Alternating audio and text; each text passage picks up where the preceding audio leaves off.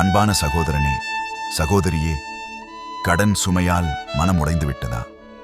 நோய், வறுமை, வேதனை, நிம்மதியின்மை, இதனால் மனம் நொந்து நிற்கிறாயா? இன்று உனக்கு ஒரு நம்பிக்கை செய்தி இருக்கிறது. நீ தனியாக இல்லை. உன் கண்ணீரை காணாதவர் அல்ல நம்முடைய தேவன். உன் இதயத்தின் பாரத்தை அறியாதவர் அல்ல. கவலைப்படாதே, நான் உனக்கு துணையாக நிற்கிறேன் என்று ஆண்டவராகிய இயேசு கிறிஸ்து உனக்கு சொல்லுகிறார். இன்று நீ எதிர்கொள்ளும் பிரச்சனை நிரந்தரம் அல்ல. இந்த இருளும் கடந்து போகும். தேவன் உன்னுடன் இருக்கிறார் என்ற உண்மை உன் பலமாக மாறட்டும். மனம் உடையாதே, நம்பிக்கை இழக்காதே, விசுவாசி.